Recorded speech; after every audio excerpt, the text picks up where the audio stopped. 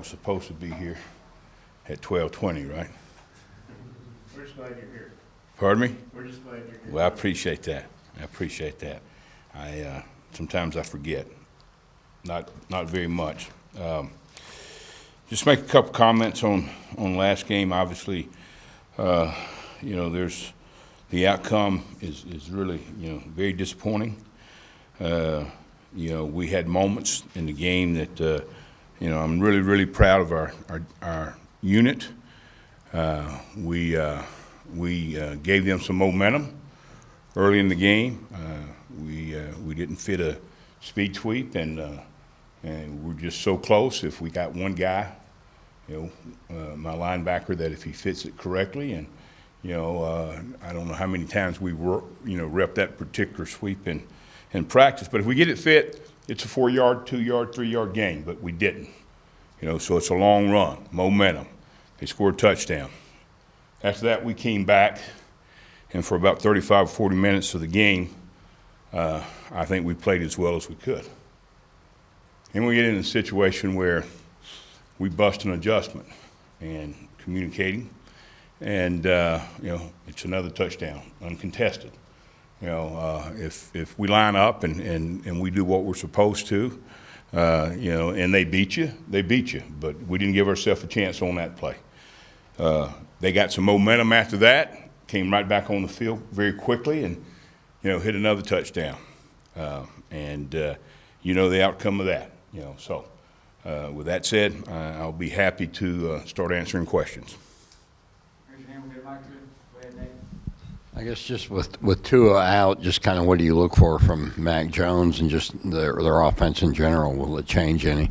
Well, I think we'll see. They're not going to completely change their scheme. They're going to, let him do what he does well.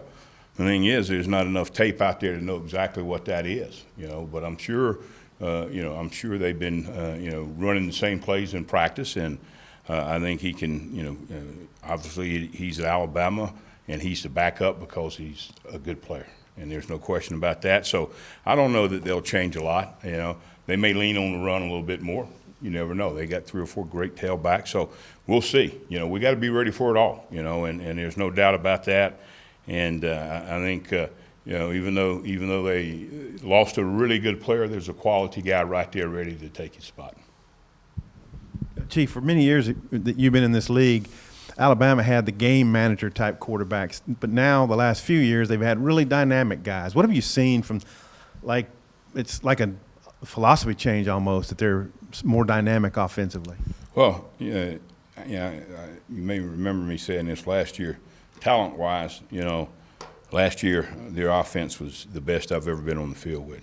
They got great speed at wide receiver. They got great speed at tailback. They're very good up front, and they had, one of the better quarterbacks in the country. And so, why not use them? And they've made that decision to use them, and they've been successful that way. And it gives the fans something to cheer about. Everybody wants to see you throw the football, score all those touchdowns, and they've been able to do that. And it's just what they do. Yeah, Chief, I guess the half you were able to evaluate Jones against Tennessee, they were probably kind of vanilla because they had a big lead. But what did you see from him? What did he show you in that half? Well, like I said, he's got a good arm. He can move around a little bit and get away from some pressures. He can do that. But the biggest thing is, I'm sure they gave him an opportunity to do some things in the second half of that game that they're going to be doing. And but like I said, he's the next guy up at Alabama because he's a very, very fine football player. Eric Gregory, got in a little bit, I guess, when Sully got hurt. What did you see from Gregory, and was it good to, at least get him some work? Well, yeah, it was, and we needed to, and we got some other guys in, and to get them some work, I've never been in a situation where I've given up on the opportunity to win a ball game, but there was a period there where we needed to get Eric in, and we need to get a couple other guys in. We got Andre Parker in the first half, and he finished up the game, and he needs that experience to keep growing and getting better. He's not, you've heard me say it, you know, he's not going to get better till he plays in the game. How do you think those young guys did? But I think they did. I think they did well.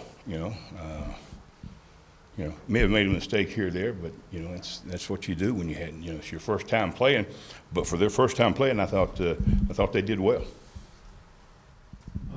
Micah Smith got a little more extended playing time too. What did he look like? Well, I think Micah was in the spots that he needed to be.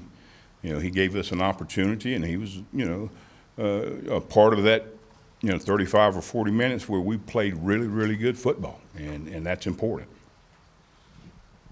I know you probably spent half your life playing Alabama. It seems like maybe that's not much of an exaggeration, but I don't think it is actually. But the fact they've won 88 straight against unranked teams, I think it goes back to Saban's first season when they beat Colorado in the bowl game. Just what does that speak to the consistency and just the fact they never seem to slip up and nobody sneaks up on them? Yeah. Well, I think that speaks highly of the head coach and his preparation.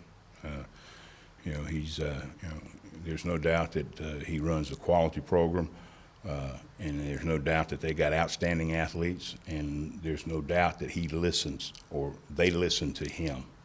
And he, there's no doubt in my mind, I can say this because I feel quite confident, he is the leader of that football team and that football program, and he's done a great job.